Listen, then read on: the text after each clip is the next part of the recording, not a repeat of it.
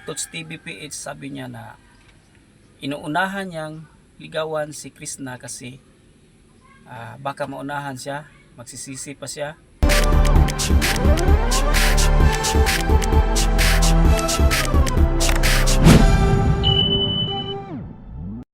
Hello mga Crispaw panati, kumusta po? Ang nag-aabang po sa Crispaw teleserye po. Isa na rin ako dyan mga idol. Kumusta po kayo mga FW dyan, mga subscriber ko? Welcome sa aking YouTube channel po mga idol. Maraming salamat sa inyong pagsuportar po sa aking YouTube channel mga idol. Ating topic po ngayon tungkol po sa nakita kong interview ni Sir Paul kagabi. In-interview siya ni Tots TVPH mga idol, isa yata yun sa mga member ng PB team. Tapos in-interview siya, tinanong siya kung ano na ba ang kalagayan sa kanilang relasyon ni Krishna, bakit, ano bang nagustuhan niya kay Krishna. Tapos panoorin niyo yun, ito ang ang sinasagot niya. Okay. So in short, sinasabi mo na totoo ang sinabi mo na mahal mo na siya Yeah, totoo yun. Kaya nga dadaan tayo sa proseso. sa proseso. Oo. Pangit naman na pinapakita namin sa inyo na ganun pa rin. Nakikita nyo yung sweetness pero sa camera lang. Mhm. Yes. Ayoko naman lukuhin yung nanonood sa atin na nasabi mo na eh. Mhm. Tapos, bakit ganun pa din? Tapos ang ending pala, scripted na lahat. So, dahil sinabi ko na yung nararamdaman ko, gusto ko totoo na. Mhm. So kung halimbawa lumabas man sa, diba, ilabas ulit namin yung mga nangyari after ng February 14, nagkaroon ng ganito, ganyan, i-share ko naman. Mhm.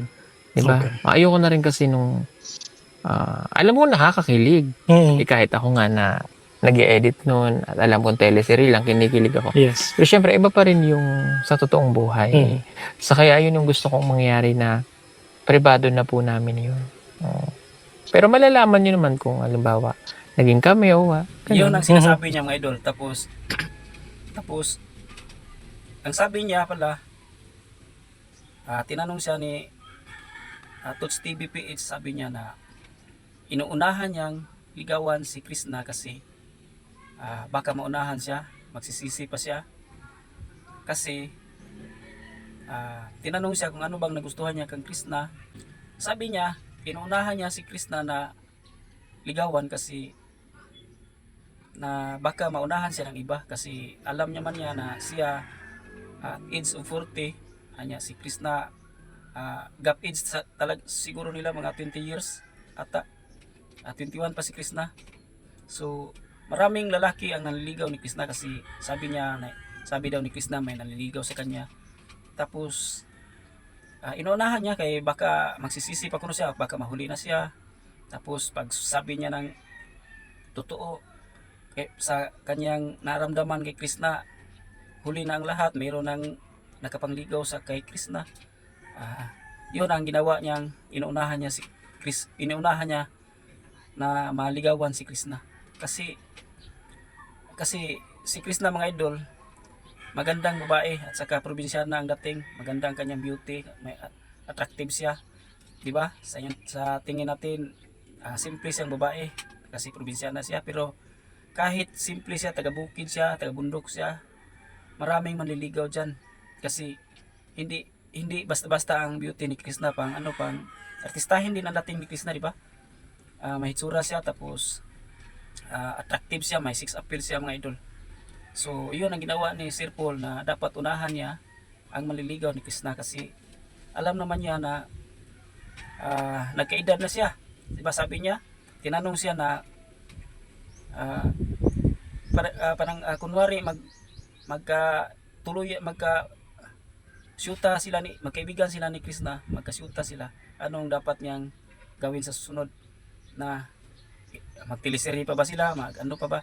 Ang sagot niya, private na nila, basta magsyuta na sila ni Krishna, i-private na niya.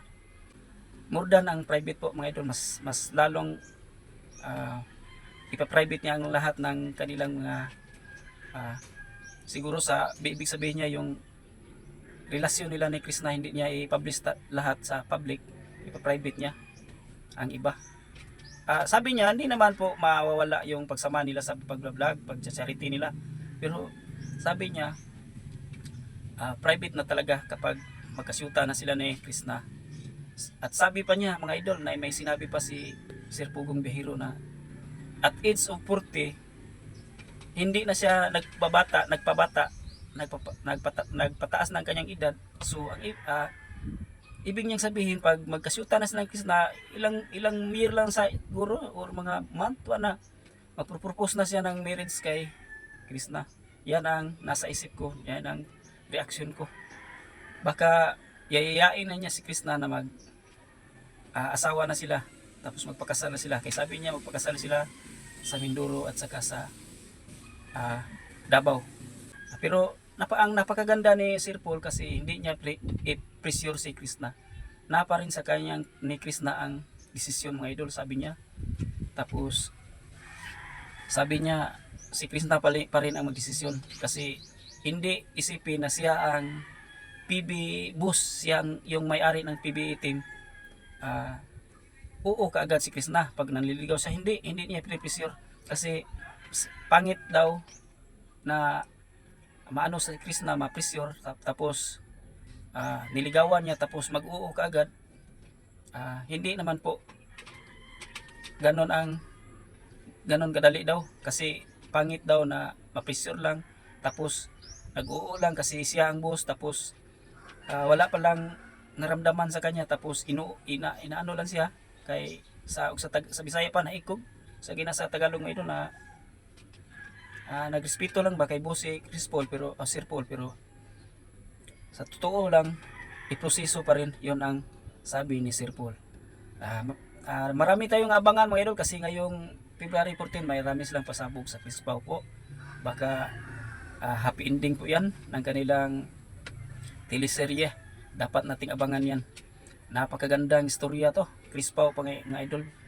Subaybayan natin sila sa ngayong naliligaw pa si Sir Paul, tapos magkarelasyon na sila, magsyuta na, subaybayan pa rin natin. Lalo't na silang magkatuluyan, mag-asawa na sila, mag-isang bubong na sila, makasubaybay pa rin tayo kasi Chris Paul parating tayo, mga idol, di ba? Maraming salamat po mga OFW dyan, sana mag-subscribe po kayo sa aking channel, at saka sa mga subscriber ko, maraming salamat. Sana suportaan niyo ako palagi sa aking mga video. Maraming salamat po, mga idol. God bless po sa lahat.